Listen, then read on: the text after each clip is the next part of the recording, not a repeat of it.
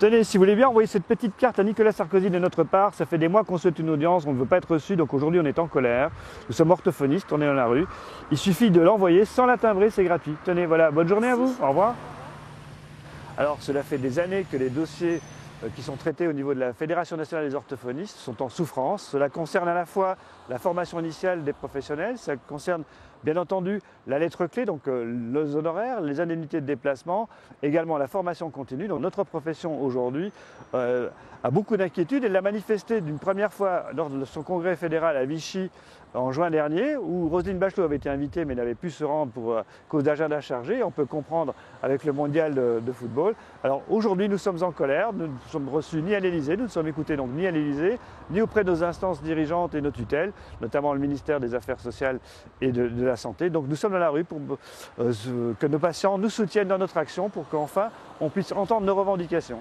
Aujourd'hui, sur le territoire national, il y a environ 19 000 orthophonistes, un petit peu moins, qui exercent, aussi bien en exercice libéral qu'en exercice salarié. Bien entendu, la majorité des professionnels exercent en libéral. Nous sommes 14 000. Dans le département, il y a, si ma mémoire est bonne, 146 orthophonistes, dont une petite soixantaine qui est affiliée à la Fédération nationale des orthophonistes, seule organisation syndicale aujourd'hui qui représente la profession au sein des instances ministérielles et des tutelles. Voilà.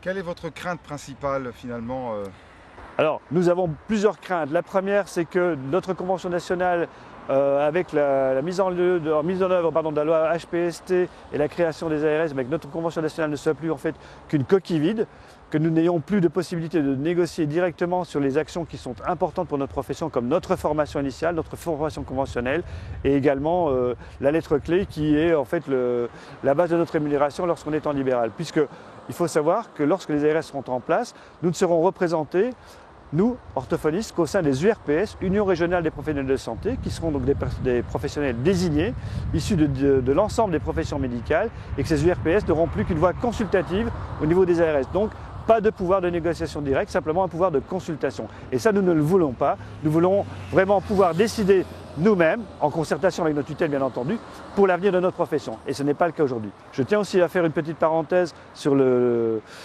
cas des salariés, des orthophonistes qui sont salariés aujourd'hui, pour lesquels il n'y a aucune action qui a été menée pour la revalorisation de leur salaire depuis de très nombreuses années, ainsi qu'au niveau de la considération qu'on peut avoir pour ces professionnels-là dans l'hôpital. Il faut savoir qu'aujourd'hui, dans certains services, eh bien, les professionnels de santé paramédicaux comme les orthophonistes ne sont pas remplacés pour des questions budgétaires. Et bon, que deviennent les patients dans ce cas-là? Donc aujourd'hui, ce que veulent les orthophonistes, d'une part, c'est avoir une formation de base, donc une formation initiale qui corresponde au niveau de formation européen aujourd'hui, à savoir que leur diplôme soit reconnu au niveau master, donc Bac plus 5. Ils veulent être acteurs de leur formation continue, pouvoir choisir leur formation, c'est important, sachant qu'aujourd'hui, nos formations sont prises d'assaut par les collègues, souvent on est obligé de refuser du monde. Nous voulons également la revalorisation de notre lettre clé. Depuis 2002, nos honoraires n'ont pas été renouvelés. Nous voulons également une revalorisation de notre indemnité de forfaitaire de déplacement, qui est de 1,52 € depuis plus de 15 ans. Et nous voulons que les collègues salariés soient enfin reconnus à leur juste niveau, à la fois dans la grille des salaires dans la fonction publique et dans les hôpitaux privés, mais également au niveau statutaire dans ces mêmes institutions. Voilà principalement ce que nous réclamons aujourd'hui et ce pourquoi nous sommes dans la rue. Voilà.